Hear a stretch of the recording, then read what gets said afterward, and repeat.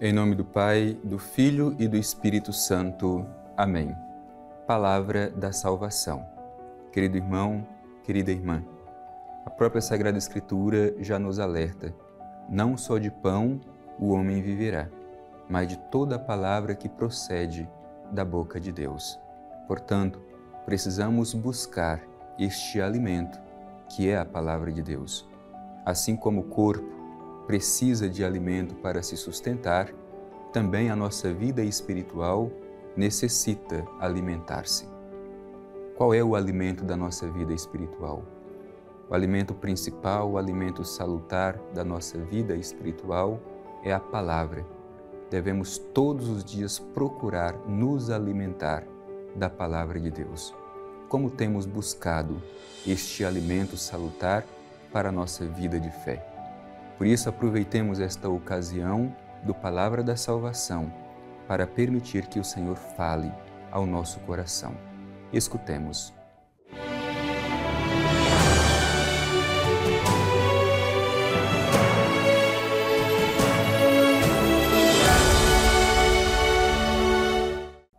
Proclamação do Evangelho de Jesus Cristo segundo Marcos. Glória a vós, Senhor. Enviaram-lhe então alguns dos fariseus e dos herodianos para enredá-lo com alguma palavra. Vindo eles, disseram-lhe: Mestre, sabemos que és verdadeiro e não dás preferência a ninguém, pois não considerais os homens pelas aparências, mas ensinais de fato o caminho de Deus. É lícito pagar imposto a César ou não? Pagamos ou não pagamos? Ele, porém, conhecendo sua hipocrisia, disse: Por que me pondes à prova? Trazei-me um denário para que o veja. Eles trouxeram. E ele disse: De quem é esta imagem e a inscrição? Responderam-lhe: De César. Então Jesus disse-lhes: O que é de César, dai a César. O que é de Deus, a Deus. E ficaram muito admirados a respeito dele. Palavra da salvação. Glória a vós, Senhor. Meu irmão e minha irmã, hoje 2 grupos se colocam diante de Jesus para confrontá-lo: fariseus e herodianos. O que nos ensina esta mensagem do Evangelho? Bem, antes de qualquer coisa, precisamos compreender isso. Jesus está fazendo o seu caminho, a sua missão que do Pai ele recebeu, a missão de anunciar e revelar o reino de Deus. No entanto, esta missão não é fácil. Para realizá-la, Jesus precisa confrontar tantas pessoas que se posicionam contrariamente ao seu projeto. Hoje, conforme o Evangelho nos mostra, são os fariseus e os herodianos que procuram encontrar alguma forma de colocar Jesus em dificuldades.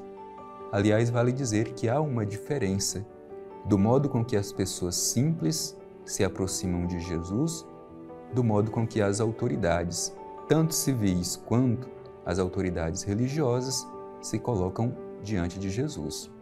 Hoje, esses grupos representam justamente as autoridades religiosas, os fariseus, mas também as autoridades civis, os herodianos. E como Jesus se comporta diante deste grupo que se opõe ao seu projeto? Bem, o Evangelho diz que enviaram-lhe alguns dos fariseus e dos herodianos para enredá-lo com alguma palavra. Vejamos bem, as multidões, as pessoas simples se aproximam de Jesus porque trazem no coração um desejo profundo de escutar Jesus e aprender de Jesus sobre as coisas de Deus. Os chefes se aproximam também de Jesus, mas com outro objetivo, não de escutá-lo, mas de colocá-lo à prova. Depois é muito interessante, porque o Evangelho diz que são 2 grupos, fariseus e herodianos, e estes 2 grupos não se entendiam, não se davam bem entre si. No entanto, por causa de um inimigo comum, eles se unem para procurar colocá-lo à prova. Veja bem, meu irmão, minha irmã, os inimigos são capazes de se unir por causa de um inimigo comum. Eles não se davam bem, mas porque tinham interesse em colocar Jesus à prova, então se unem. E a gente se interroga, por que as pessoas são capazes de se unir para tramar o mal, mas não são capazes de se unir para fazer o bem? Às vezes ainda encontramos situações semelhantes no hoje da nossa história. Existem pessoas que não se dão bem, não se relacionam bem, mas quando encontram um inimigo comum, então elas são capazes de tramar juntos o mal. É isso que aconteceu com os herodianos e os fariseus.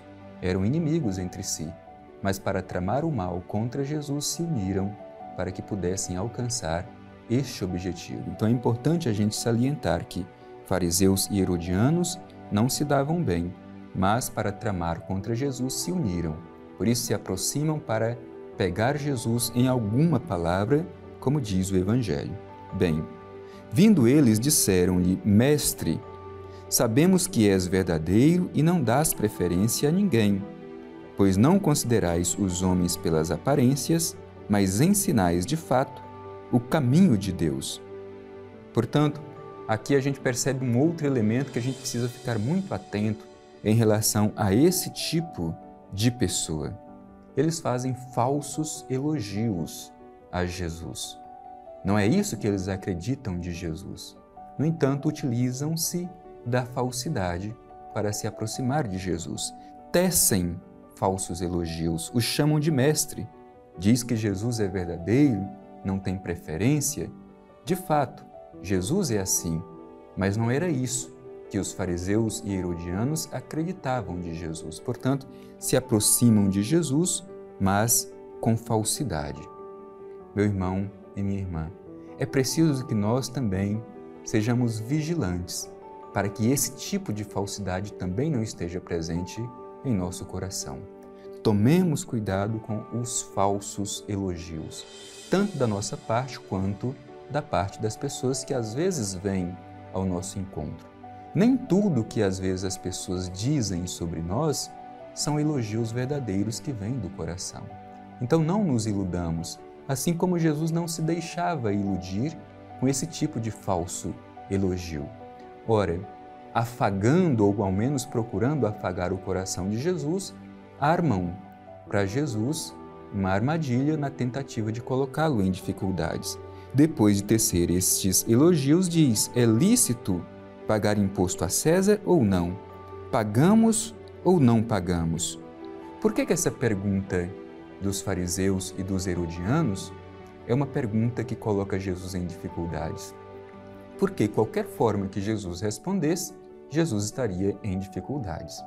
Se Jesus dissesse que sim deveria pagar o imposto, portanto, ele estaria se colocando em dificuldades com as autoridades religiosas.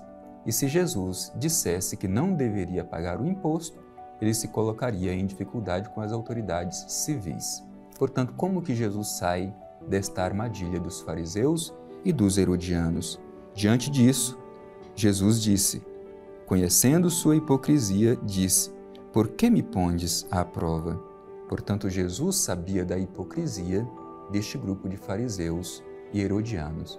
Como sabemos, hipocrisia significa justamente máscara. Era um instrumento utilizado para fazer as encenações em praças públicas naquele tempo. Portanto, o que Jesus está dizendo aqui quando diz que conhece a hipocrisia daqueles que se aproximam deles? Estão dizendo que eles são simplesmente de aparência, que aquilo que eles dizem não é o que de fato eles acreditam. E nós também devemos tomar muito cuidado com a hipocrisia. A experiência religiosa que Jesus oferece para nós deve ser autêntica, que brota a partir de dentro. Não bastam as aparências, mas infelizmente muitas vezes ainda somos seduzidos simplesmente pela aparência. A isso Jesus chama de hipocrisia. No outro evangelho, Jesus é ainda mais duro, porque Jesus chama este grupo de sepulcros caiados, isto é, por fora bonitos, mas por dentro cheiram mal. E às vezes nós corremos o risco de ser assim. Por isso Jesus os chama de hipócritas. E dessa forma, pediu a eles: trazei-me um denário para que eu veja. Trouxeram-lhe e ele disse: de quem é a imagem e a inscrição? Responderam: de César. E então Jesus disse: o que é de César, dai a César, e o que é de Deus, a Deus.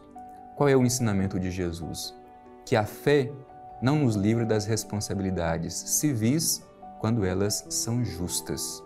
Portanto, ter fé não nos livra das nossas obrigações civis, desde que elas sejam justas. E, ao mesmo tempo, não podemos colocar no lugar de Deus outra pessoa ou coisa que não seja o verdadeiro Deus. Dai a César o que é de César e a Deus o que é de Deus.